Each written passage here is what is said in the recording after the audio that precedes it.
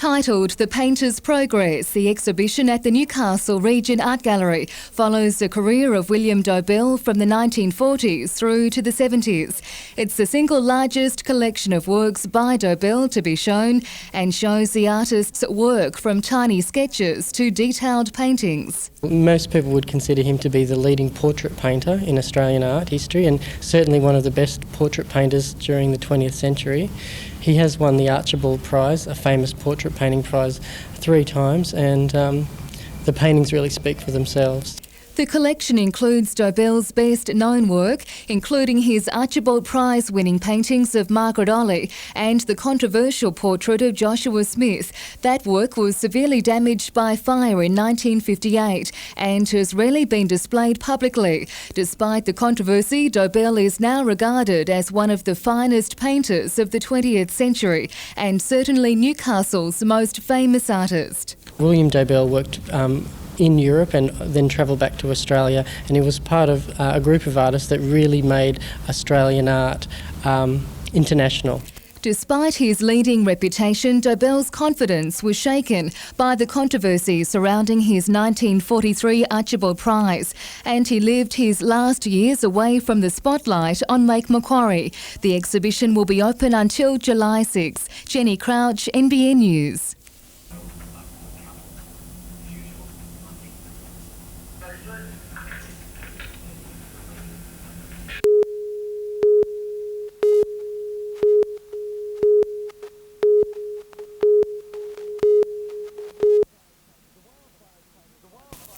The Wildfires paid the price for lacking intensity last weekend at the #1 sports ground, beaten by Canberra. Despite the loss, coach Keith Gollan has been able to take encouraging aspects from the match, in particular the form of elusive half, Christian Taylor. In general play, he has been playing well. I'd like it if he'd just sink a few more goals for us. It'd make life a bit easier. But he's working hard at that, and we'll get some help in this week and just see if we can cap it off and make those goals. Northern Suburbs will again be tough opposition. Back into the side as Super 12 players Sam Dominio and Richard Toms. They're a good solid side, and they've probably had a similar sort of run to ourselves where they've played well each week and haven't got beaten by much, but are still on the same level of points as us, exactly. So there's a lot hinging on this week's game. It's Series 6 of the Newcastle Rugby Union. Wanderers host University, Singleton plays Merewether Carlton, Hamilton meet Maitland, while the Waratahs tackle Eastern Districts. Cessnock has a hard task in the Newcastle Rugby League this weekend. The Goannas meet Western Suburbs. The Rosellas hammered Maitland last weekend and again have the home ground advantage. In tomorrow's other games, South Coast Waratah Mayfield, there are 3 games to complete the round on Sunday. And in the NBN Soccer League, 1 game tomorrow, Wallsend host Highfields. On Sunday, home matches for Broadmeadow, Cessnock, Western and Toronto. The Stags went down 5-1 to Edgeworth last weekend, but if their desire to celebrate is any indication, Toronto will definitely be trying. Jonathan Upton, NBN News.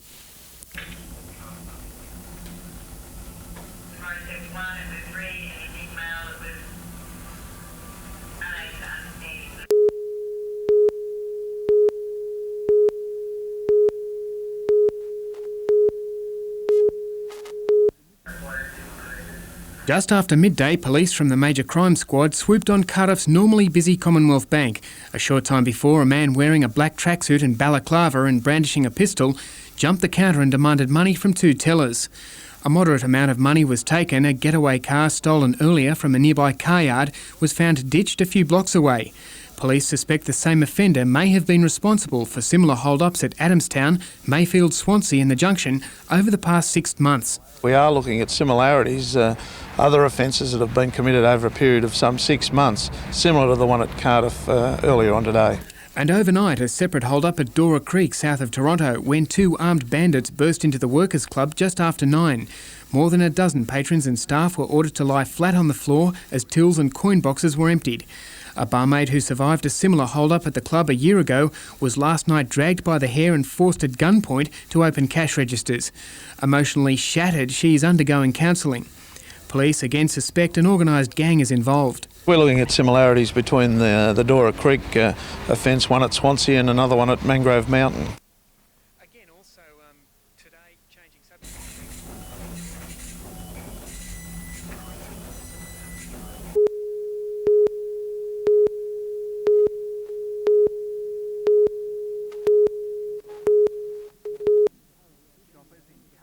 Shoppers in Curry are getting around with a tight grip on their handbags. It's the latest indication that a sense of fear has crept into a simple stroll up the street. I've just gone into the bank and said, thank God I've come in here. The lass in there's took me money, and I thought, well, I feel safe, but I'm still carrying it like this, looking over your shoulder. Hang on to your handbag securely. Try not to flash money around. If you have to go to the cash card like we do, try and do it in the daylight hours. Police suspect the same teenage boy on a bicycle is responsible for a rash of bag snatchings, but it's not just on the street where older residents feel afraid. You feel very nervous in yourself when you I park the car and I just walk up here. I'm pleased to get back in the car. Concerned residents met with police and representatives of a security company at Curry today over fears of being attacked and robbed in their own houses, following several home invasion-style break-ins in the area. In a community no longer considered as safe as it used to be, and with police numbers stretched to the limit, residents are urged to take more precautions for themselves. Give us a concise information about what has occurred so that we can prioritise our jobs and get to the important jobs as quickly as possible. All right, now one of the most recent events, I guess, locally.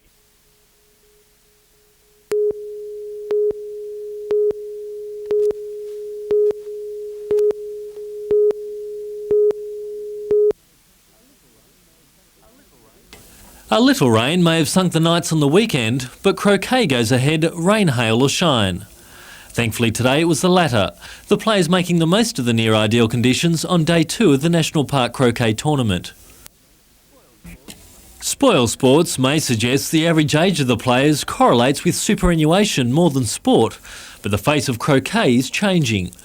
Byron Bay's Max Merlin is a magician around the greens, and at just 37 has at least another couple of decades until he reaches his peak. A friend and I up in Byron, we were tennis players, and behind us were the croquet courts, and we'd often look over the fence and think, what are they doing? So eventually a friend of ours joined the club, and we got interested and just got hooked on it basically. 6 years on, and Merlin has just won the Australian singles plate and is top seed for the Newcastle permanent gift and the $500 first prize. But he'll have to have his radar working, with the sights of Tamworth's Steve Hurden and Newcastle's Joe Sheng set firmly on the title. It's not a genetically based game that you've got to be 6'4" and be really big to play it. Anybody can play it. Age isn't relevant, and neither is the sex basically, because men and women compete on a level playing field. The finals will be played on Saturday. Richard O'Leary, NBN News.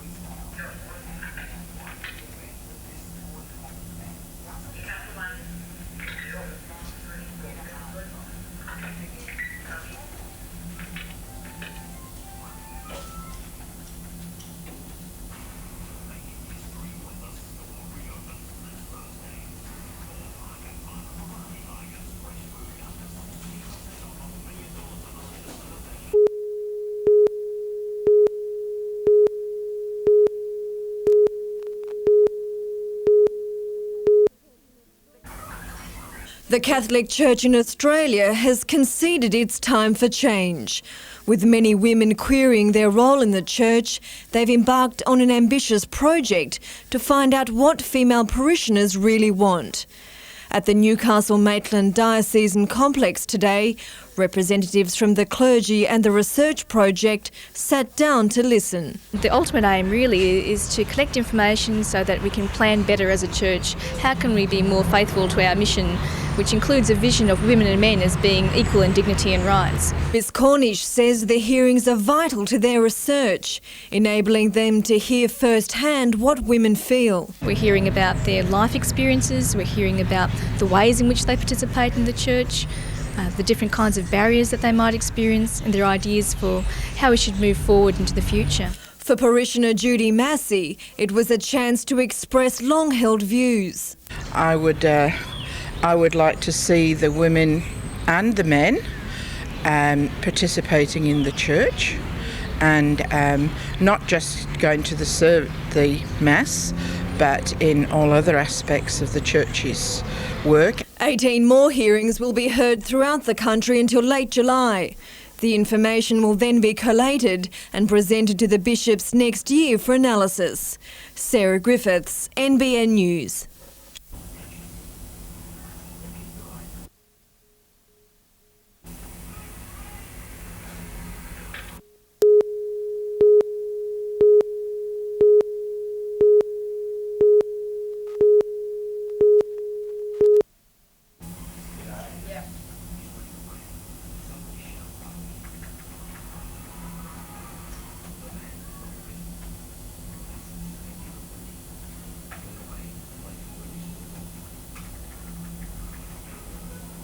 Number 4, Star Maker made the day for a few punters, paying $54.10 and $12.50. Number 2, Racing Rider $3.50 and 3, Desert Chill $5.90. The Quinella $444.20. The Trifecta nearly $18,000. Racing was also at Randwick. The feature race 6 over 1,800 metres.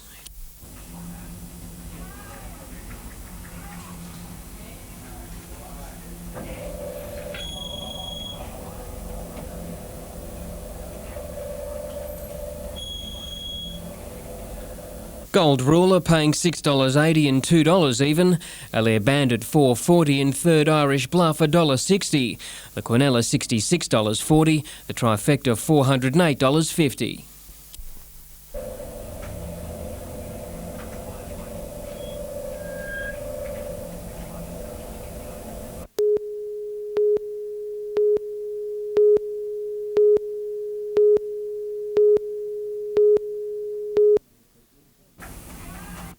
ACTU President Jenny George and Secretary Bill Kelty arrived at BHP's Newcastle Steelworks only to be told they may not be allowed to tour the plant.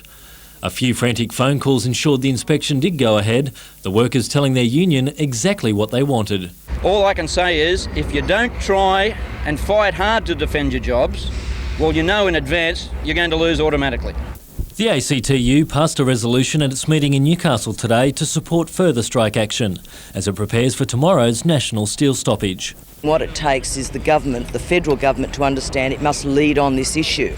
And we cannot accept John Howard or the Industry Minister washing their hands of the decision. Richard O'Leary, NBN News.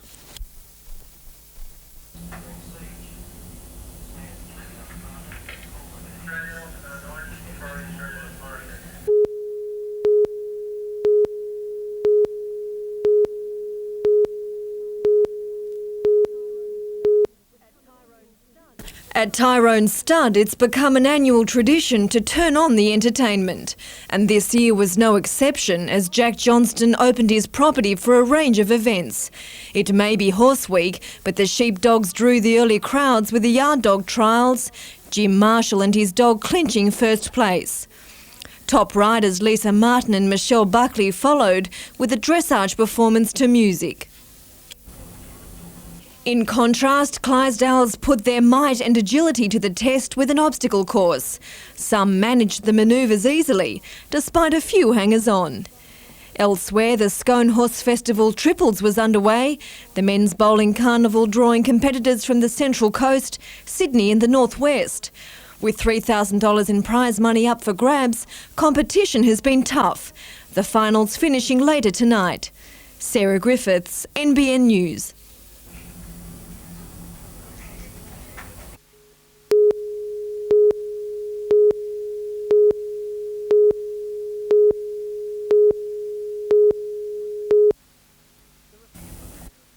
The reception area at Hydromatic Engineering's modest headquarters bears testament to the company's success.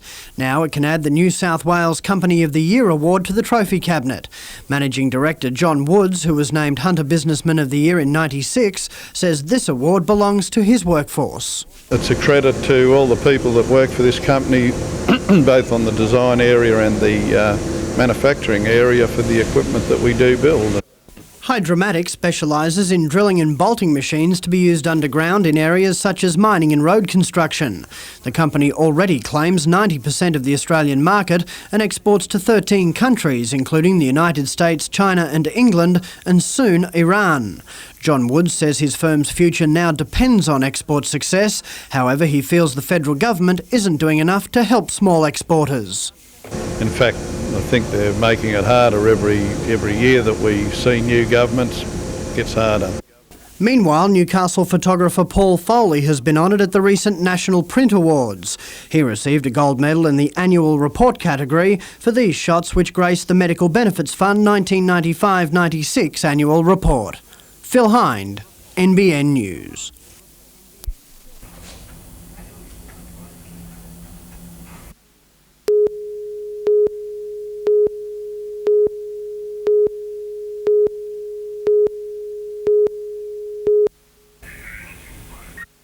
The federal government plans to axe another 16,500 jobs from the public service, bringing total job cuts to almost 30,000 since the coalition came to power last year.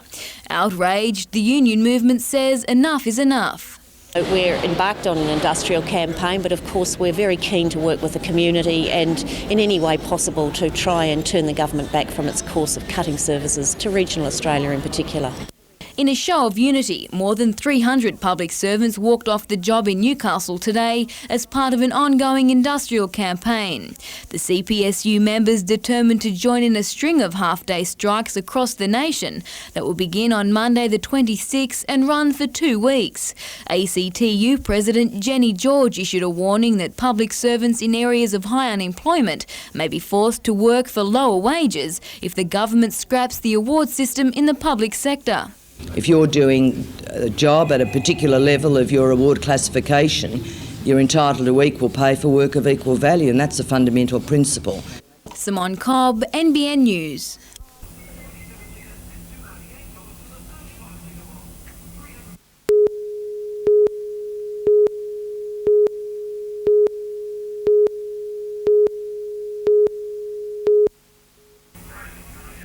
It was a lucky escape for the driver of this overturned semi-trailer, which came to rest perilously close to the edge of the Hexham Bridge.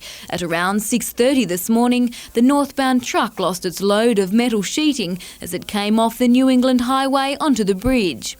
Police say the bolts holding down the load snapped, causing the sheeting to shift and drag the rig onto its side.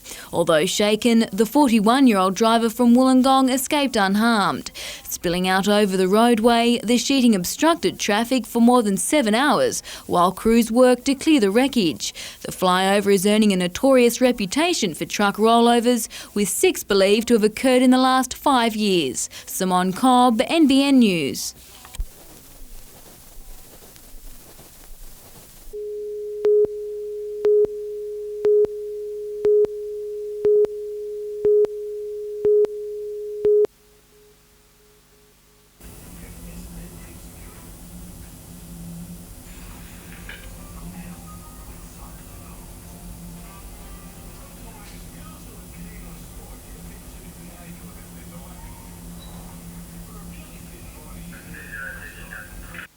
Number 3, Mother Mary, $3.20 and $1.70. 10, Lochaber Bronze, $3.90.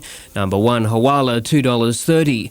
The Quinella, $37.70. The Trifecta, $670.20.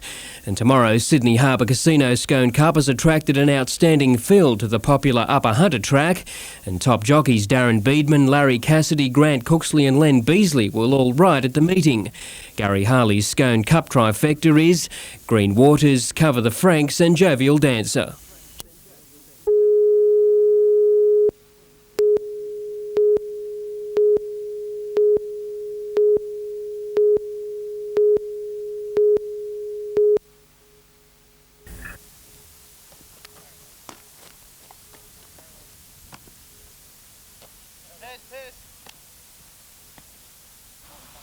Ready again.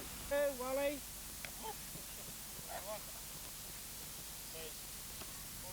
Wally's on.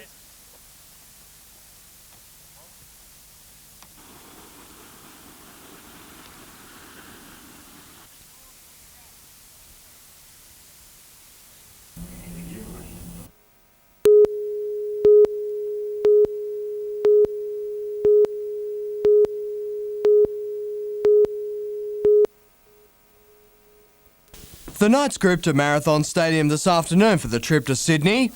All players well aware of the job ahead at Leichhardt. After a surprise loss to the Chargers a fortnight ago, the club is favoured to get back on track this weekend, but really admits his side will need to lift its intensity. We not only need to play 80 minutes of football, we need to play 80 minutes of intense football. We need to dictate the tempo of the game. Some players have an even bigger incentive to play well. New South Wales State of Origin jumpers will be handed out on Monday. It's probably a realistic goal now, just so long as I can show that I'm going to get through injury-free, that I am fit and I'm in form. The danger man for Newcastle is obviously Tim Brasher. The veteran fullback commands the utmost respect. For Queensland squad member Robbie O'Davis, the game takes on another significance. If I do make the Origin, he will be my opposition fullback, so on a personal basis it will be good, but he's the sort of bloke that can run the length of field and score twice, so we're going to have to be careful of him. All of the action on NBN tomorrow from 4 o'clock. And Super League tonight is at Breakers Stadium, with Hunter trying to get off the bottom of the ladder against Penrith. The Panthers finished their preparation with a light running game of touch football in enemy territory this morning. After his efforts in the Tri-Series, Ryan Girdler backs up for the visitors. He's Super League's leading point scorer and has landed 43 from 45 attempts at goal. In a late team change for Hunter, Brett Kamali starts at halfback for Noel Goldthorpe, who moves to the bench. Troy Stone starts as captain.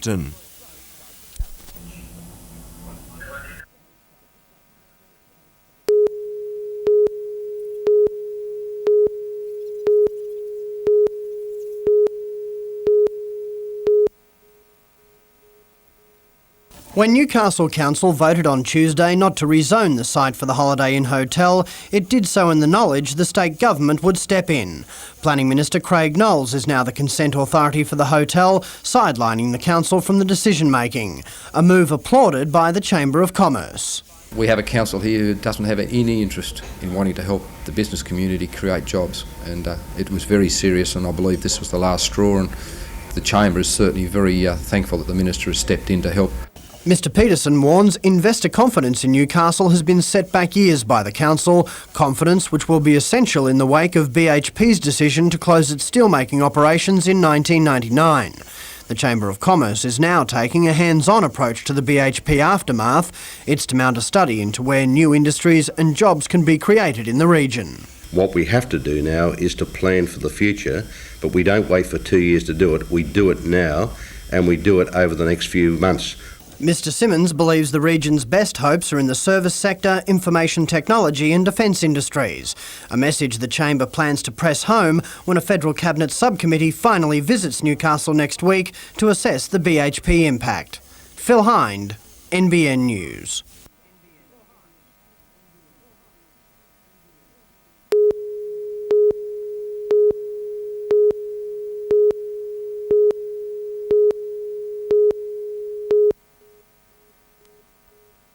Taking pride of place among the 116 lots, this rare original condition Jaguar XK150 Coupe. It's just one of a number of prestige vehicles on offer in Newcastle, attracting attention nationwide. We've had inquiries from Western Australia, Melbourne, and a lot of interest from Sydney. We have a lot of Sydney buyers coming up.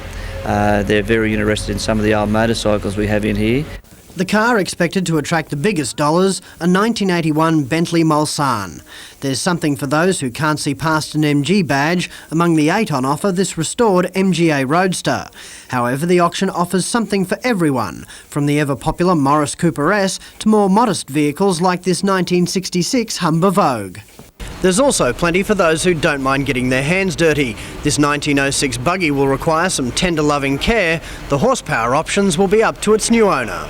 There's also plenty of two-wheeled horsepower, including a collection of 1970s muscle bikes such as the 6-cylinder Honda CBX and the ever-popular Harleys. However, connoisseurs will be hard-pressed to go past this showroom condition 1952 Tiger Triumph, a steal at an estimated $20,000. Phil Hind, NBN News.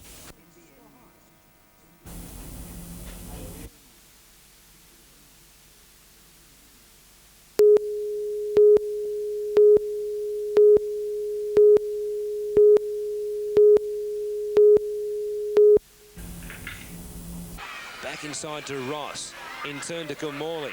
Got away from one tackler, got away from a couple. Now it's a foot race to the line. He got it back to Craig Wise, who'll pick up a hat-trick for the Mariners. That come back down to a lot of work we did during the week, like 48 points or something. Muzz wasn't too happy during the week. I think the forwards sort of had their own little meeting, pulled it back together and it sort of showed. Standing victory in front of the visitors. Ryan Girdler scored their only try and kicked their only goal. So an unhappy travel.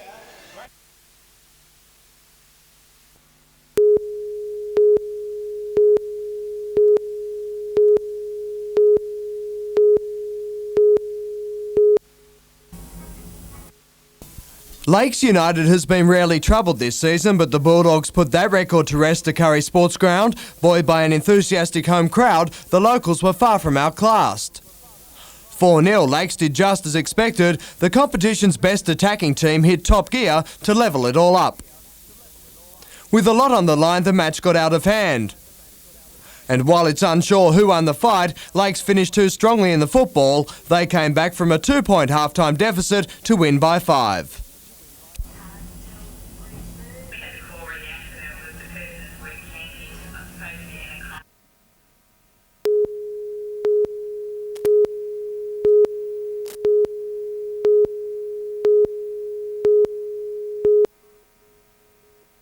Buyers from around the country and across the Tasman flock to Scone, eager to find the next octagonal. The top price of the day fetched $46,000 for Almerta Jazz, a bay colt out of aspiring dancer. Owned by Alderman Wool and Livestock, a local company, the young horse was sold to a South Coast trainer. Almost 150 lots went under the hammer, grossing a record $1.4 million for the annual sales. The average price for a yearling was $9,500, jumping $2,000 on last year's prices and notching up another record for the region. In comparison to the international market, the Scone yearling sale offers quality horses at reasonable prices, making it one of the country's most popular outside Sydney. Simone Cobb, NBN News.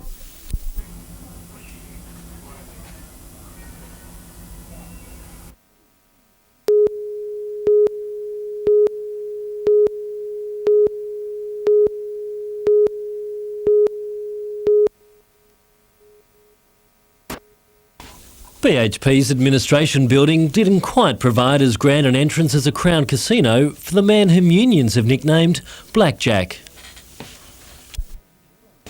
Mr Moore met management behind closed doors for half an hour, but cancelled a tour of the steelworks to hold talks with Newcastle's business leaders. The minister was joined by fellow coalition members John Sharp and Bronwyn Bishop for a meeting of the Ministerial Group on Regional Affairs at City Hall. Representatives of tourism, business and unions were locked in the meeting to plan the city's future. The media locked out. They emerged with a promise but no plan. The federal government already committed to a $10 million special grant to the region. The closure's not for 2.5 years, and there's no point, you're not going to get a solution tomorrow morning. It could be months before details are released, but the government will target tourism, light manufacturing and consolidate education and defence. There was also a front bench backflip on Prime Minister Howard's criticism of the state government's Hunter Advantage Fund. The ministers say the federal government could still join the scheme, despite Mr Howard calling it just days ago a short-term solution. Dr Patterson put a very strong case for the Hunter Advantage Fund, which I think we'll now go away and look at more closely. It is something that I think we can certainly use as material to build on for the next few months for our final and quite comprehensive response. More ministers are expected in the coming months. Among them, a battered but not beaten John Moore, unconcerned about his reputation as a silvertail in a city built on the working class industry of steel. Oh, you don't get a silvertail for sitting. Richard O'Leary, NBN News.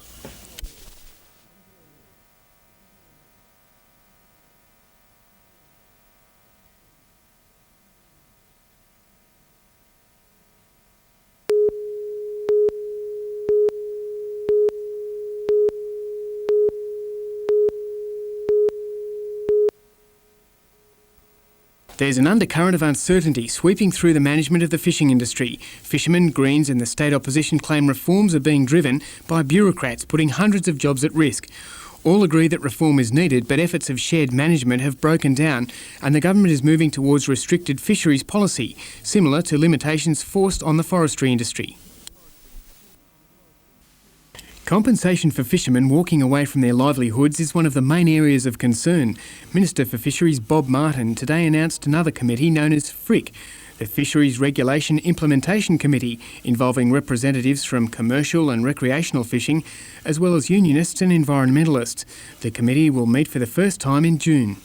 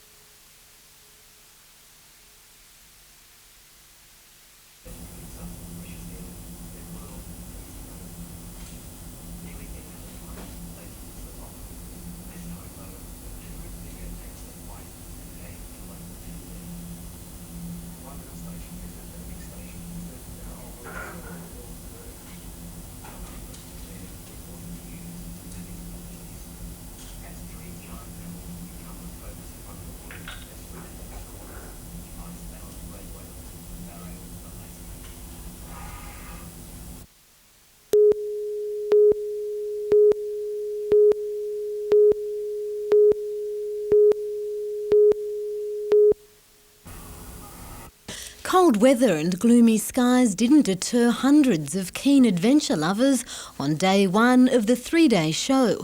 For those interested in hitting the dirt trails, there was a four-wheel drive test track showing just what the machines can handle. The very best intense and camper trailers was also on show, and for those with a taste for a bit more luxury, a range of motorhomes were on display. There was also plenty of sporting gear to pack for that outdoor adventure, along with a few fishing tips from the experts. And the show wouldn't be complete without some information on how to look after the holiday environment, the National Parks and Wildlife handing out information and maps, and displaying some of the animals you may catch a glimpse of. The show continues throughout the weekend, although for some, the action may prove a bit too much. Emma Ossian, NBN News.